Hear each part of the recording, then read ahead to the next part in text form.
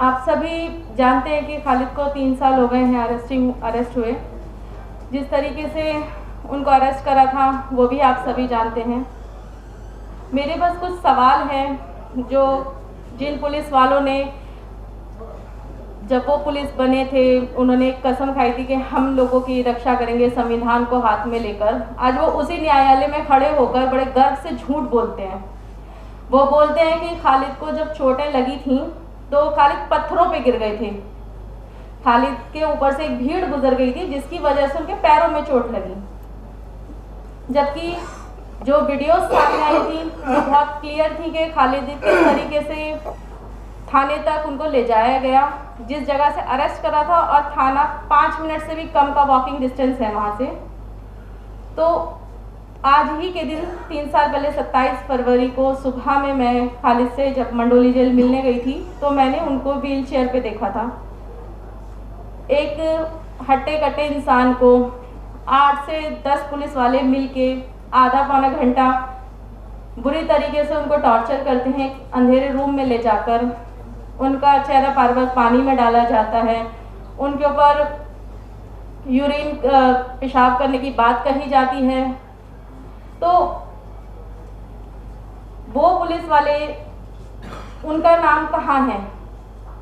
वो तो नहीं न्यायालय के कोर्ट के चक्कर काट रहे। कोर्ट के चक्कर हम लोगों को काटने पड़ रहे हैं। हम लोग सुबह 10 बजे 11 बजे कोर्ट पहुंचते हैं, शाम को 4 बजे तक रहते हैं। कई बार ऐसा होता है, अभी रिसेंटली एक पूरा हफ्ता हो जाता है कि हम लोग कोर्ट में बैठे रहते हैं।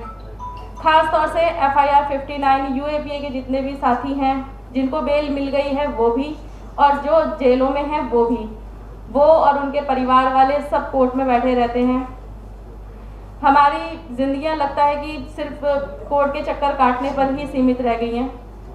बच्चों का कई बार ऐसा होता है कि उनको बाहर से मंगा के खिलाना पड़ता है, कई बार ऐसा होता है कि किसी से बोलना पड़ता है, क्योंकि सुबह से लेकर शाम तक कोर्ट में बैठना और फिर थक हार के घर जाना, तो पढ़ाई का ख्याल नहीं हो पाता उनका, उनकी खुद की केयर नहीं कर पाते हम लोग।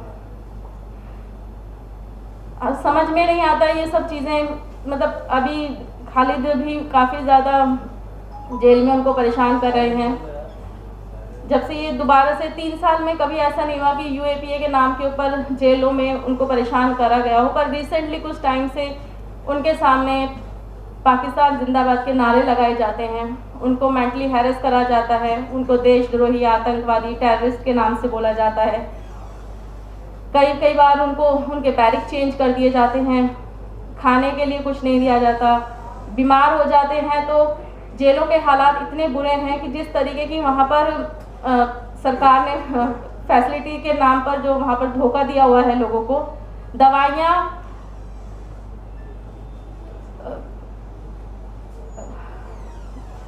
जिनकी डेट निकल जाती है, एक्सपायर हो गई होती हैं, तो वो दवाइयाँ होती हैं वहाँ पर। तो इतना खालिद ने खुद कई बार अपनी वो दवाइयाँ देखी हैं जिनके ऊपर डेट नहीं होती। डायबिटीज़ की दवाइयाँ हम लोग, कई बार ऐसा होता है कि अंदर से इतनी मुश्किलों से एक एप्लीकेशन, सिर्फ एक शुगर की दवाई के लिए एप्लीकेशन हफ्तों तक वो बस आगे साइन के बाद कहीं जाके बाहर से अंदर भेजी जाती है। तो जो वहाँ पर लोग रह रहे हैं, एक खालिद ने खुद मुझे बोला था कि यहाँ के हालात इतने बुरे हैं कि जैसे अंग्रेज़ों के टाइम पे जेल होती थी शायद वैसी ही हैं। वहाँ पर आप किसी ऑफिस में अगर आपको बुलाया जाता है तो आप उस ऑफिस में चप्पल पहन कर नहीं जा सकते। आप किसी के सामने, कोई पुलिस ऑफिसर बात कर रहा है तो ऊंची आवाज़ में बात नहीं कर सकते, हाथ बांध के खड़ा होना पड़ता है। आप किसी भी ऑफिसर के सामने उसके ऑफिस में जाएंगे तो आप किसी चेयर पे, टेबल पे नहीं बैठ सकते, आपको खड़े रह के बात करनी होगी। आप चाहे, पता सबको होता है कि आप किस जुर्म में आए हैं, आप कौन हैं, क्या हैं, पर जो उनकी मानसिकता बनाई गई है, जो उन्होंने मीडिया में देखा है, ख़ास तौर से खालिद को लेके अभी जब मीडिया ट्रायल हुआ था उसके बाद से जो उन लोगों ने उनके बारे में सोच और इमेज बना रखी है अपने दिमागों में कि खालिद को किस तरीके से उनको कई बार किसी विदेशी नाम के नाम पर उनको टॉर्चर करते हैं। सबको पता है कि क्या क्या हुआ था मीडिया में। तो बहुत सारी चीज़ें वो बर्दाश्त नहीं कर पाते क्योंकि खालिद उस तरीके के इंसान है नहीं। आप लोगों में ज़्यादातर लोग उनको जानते ही हैं, ज़्यादातर लोग उनसे मिले होंगे, उनके दोस्त भी होंगे।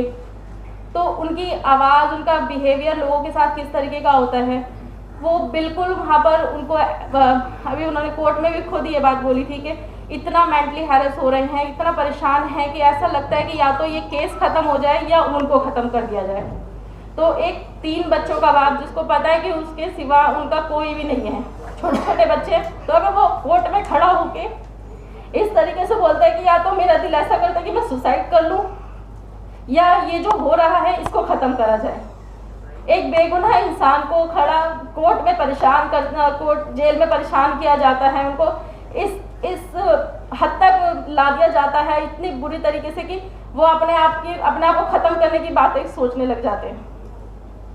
तो कहीं ना कहीं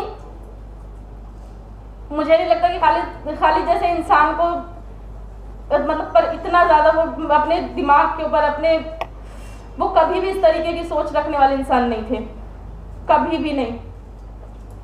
अभी भी वो इतना परेशान है, वो सब सिर्फ इसी चीज़ को लेके हम लोग यही सोचते रहते हैं कि खालिद बस अब बच्चों के लिए आ जाए बाहर, या केस तो लगा दिया है चलता रहेगा, पता नहीं कब तक चलेगा, पर बेल तो मिल जानी चाहिए कम से कम, अपने पास, अपने बच्चों के पास, अपने घर में आ जाए। पर ऐसे कुछ आसार लग नहीं रहे। ऑर्डर रिजर्व करा हुआ है काफ़ी टाइम से, उसको रिजर्व करके क्यों रखा है, इतने दिन हो गए हैं अभी तक उसका कोई फैसला नहीं आ रहा है। तो बस हम लोग इसी उम्मीद से हर रोज़ उठते हैं कि काश आज वो दिन होगा जिस दिन खालिद का बेल ऑर्डर आएगा और उनको बेल मिलेगी। बस आप सभी से यही रिक्वेस्ट है कि आप सब इस बात को जहाँ तक पहुँच जाए वहाँ पहुँचा दीजिए कि बस उनको बेल मिल जाए, वो अपने घर आ जाए, बच्चों के पास आ जाए। Thank you.